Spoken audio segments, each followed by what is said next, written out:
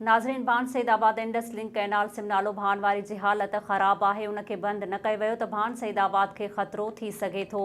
इन हवाले से तफ़सील ॿुधाइण जे लाइ असां टेलीफोन लाइन ते मौजूद है SS न्यूज़ जो रिपोर्टर मोहम्मद अली मेमण। जी मोहम्मद अली, छा तफ़सील आहिनि?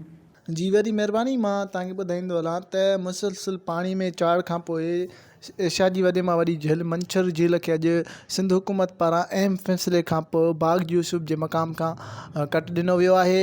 कट ॾियण खां पोइ जेको आहे सो हैदराबाद खां ईंदड़ ट्रैफ़िक ऐं दादूजान वेंदड़ ट्रैफ़िक जेको आहे सो मुअतल आहे। मां तव्हांखे इहो बि ॿुधाईंदो हलां त जॾहिं त भान सईदाबाद जो जेको आहे सो सिमनाले जा बंद जेको आहे सो मज़बूत न थियण सबबि जेको आहे सो भान सिमनाले ते बि हींअर जेको आहे सो कमु जारी आहे।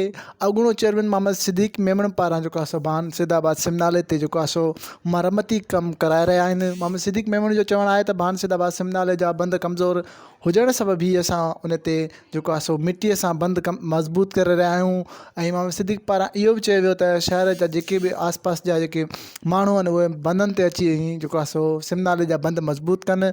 मां तव्हांखे इहो ॿुधाईंदो हलां त जेको आहे सो मंछर जेके जेको कट ॾियण खां पोइ जेको आहे सो ॻोठ 5 जेके ॻोठ आहिनि उहे मुतासिर थींदा, जंहिंमें यूसी जाफ़राबाद, आराज़ी, बुबक ऐं वज़ीर आला सिंध सैयद मुराद अली शाह जो जेको पंहिंजो अबाणो शहर आहे वाहोड़, उहो पिणु मुतासिर थींदो। ऐं उन खां अलावा जेको आहे सो दादू ऐं हैदराबाद खां वेंदड़ ट्रैफ़िक जेको आहे सो दादू सां ऐं भान सईदाबाद सां जेको आहे सो सेवन जो ज़मीनी राब्तो जेको आहे उहो काटा थी वेंदो।